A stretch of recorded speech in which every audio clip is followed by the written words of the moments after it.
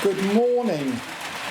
We're running a Class 87 Royal Sovereign, the electric train, which is Hornby, and a Class 85 3056, which is a Class 85, which is a Bachmann model.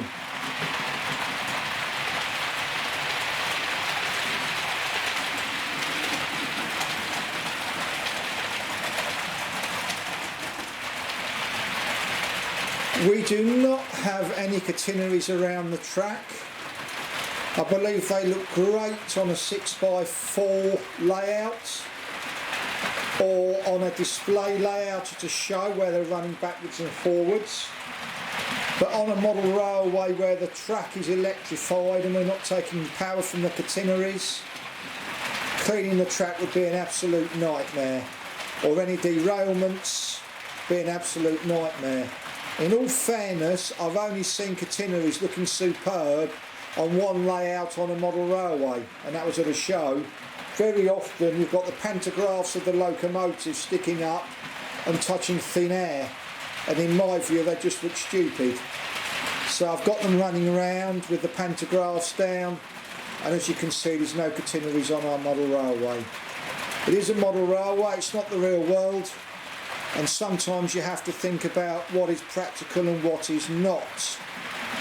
If I was just running electric trains that are powered from a catenary to a pantograph, then I would do that, because then it doesn't make any difference the state of the track if you're taking the power from the catenary to the pantograph. I do not know if these locomotives will run from power from catenaries. I do not know. I don't think they will. The only locos that I know that will are the Hornby Class 71s. But these are still fun to watch run round. I don't have a problem with it. The 7s, I don't have a problem having steam engines running around and there isn't steam coming out the funnel. It is what it is.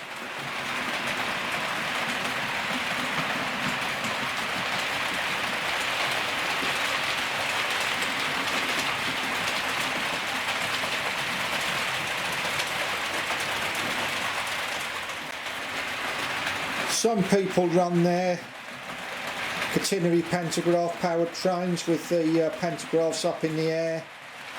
I personally think it looks a bit stupid just seeing them up in the air connected, not to anything else, not to catenaries. However, it's all subjective. With your model railway you do exactly what you want to do with it. After all, you're the one that spent the money. The Class 85 being an earlier variant of this class of locomotive has 3 front window panes and an illuminated head code board. The 87 just has a 1-pane piece of glass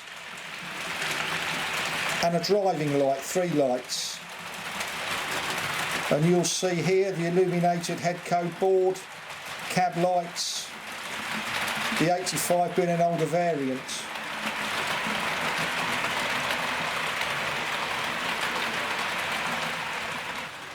A correction on my earlier chapter, it hasn't got a 1 pane of glass at the front, it's got a split screen instead of 3 split screens, and you can see the driving light. Should have gone to Specsavers.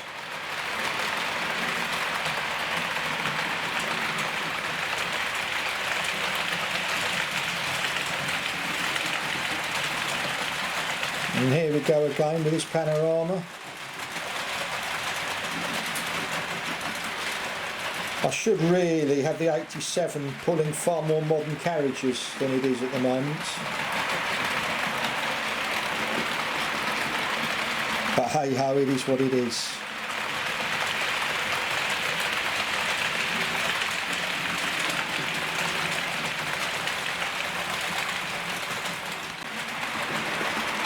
There goes the 87.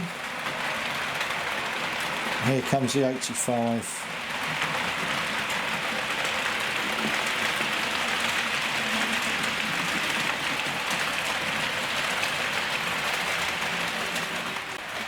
These used to be stored, or at least a Class 85 at Willesden near Manchester. There is a Willesden at Croydon, but a Willesden Manchester. And I climbed all over these as a kid. You can't get into Willesden now, it's like a bloody high security prison. You can't get near it, which is a shame really, because I wanted to take a photograph from the same spot where a photo was taken of me as a young child. Can't get near the place. Razor wire, security guards. It's like a Category 1 prison.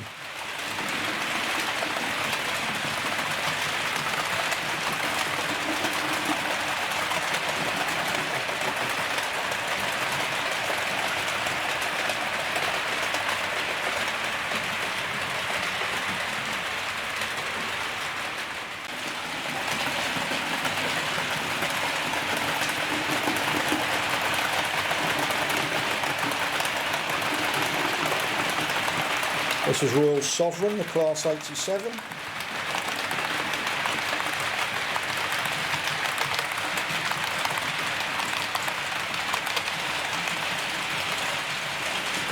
And here comes the 85, which is numbered E3056, which is the Bachmann model.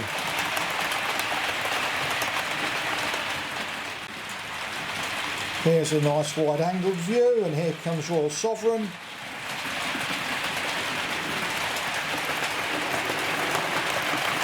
And there goes to Class 85.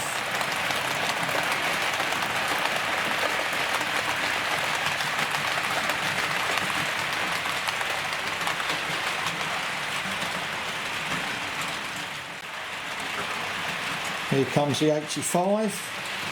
Coming up our version of the Lickey Incline.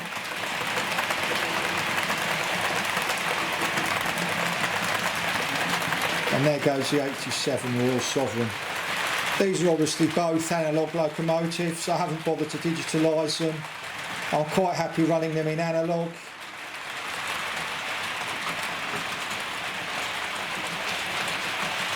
In fact, seeing this 85 and 87 running like this gives you an idea of the development of this particular chassis of locomotive. Not just the middle driving light and a split screen instead of 3 screens, but the way the pantographs look on the top.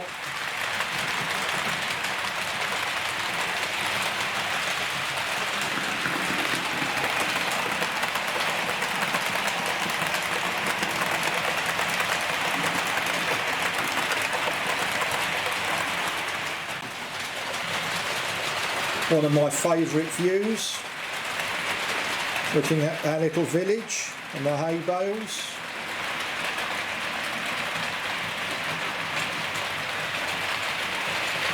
And now you can see Royal Sovereign going behind the houses.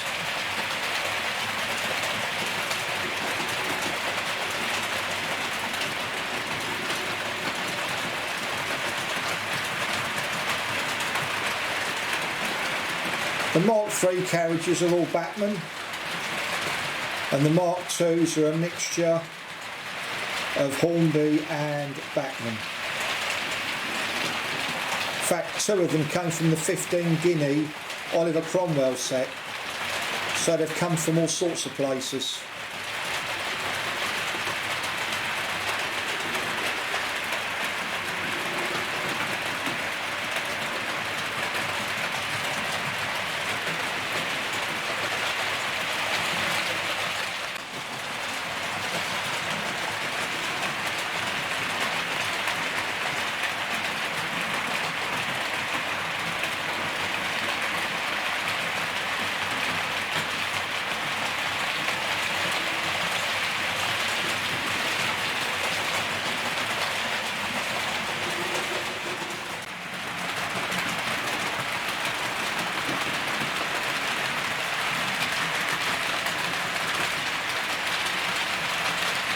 What we can do is show the different options here. So next time round, can we put that on the inner track, the inner one, the 85? Go on, you can change it now. There we go. You'll see that on the inner track.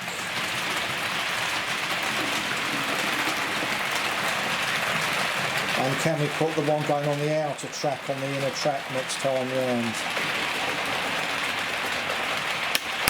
So I think that's C3. I think it's 5 and 6. No. 3 and 4. Yeah.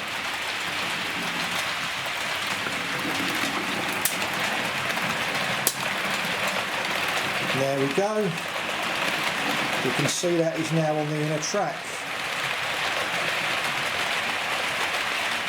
And we'll put them back to where they belong.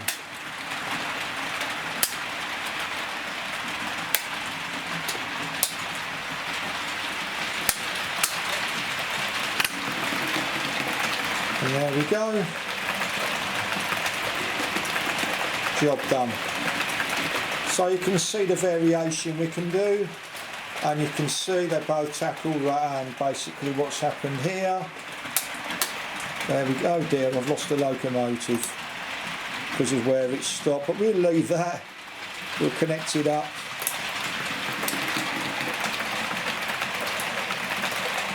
Oh dear. So I'm going to leave it running, push it all the way back, and those should hook up. And there we go. And that was because I changed the three-way point to stop the power. But I've left it so you can see exactly what happened. Good thing I did stop the power, otherwise we'd have had a derailment.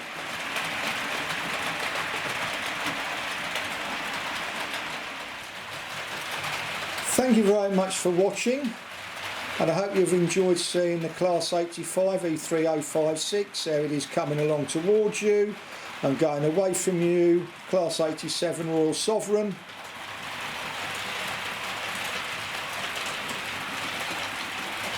In my view, they're both fantastic locomotives that I could get a great deal of pleasure running. And as I've said, I like running these blue and silver livery, carriages wise in BR blue, because it's what I grew up with.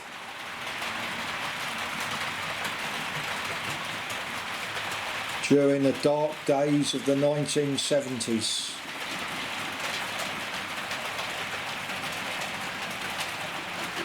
There may have been dark days economically, but there was fantastic days for music. Anyway, thank you very much for watching, and I hope you've enjoyed seeing these locomotives run. Thank you. You may have just caught the engine lights in the Bachmann 85, which the Hornby model does not have. Thank you.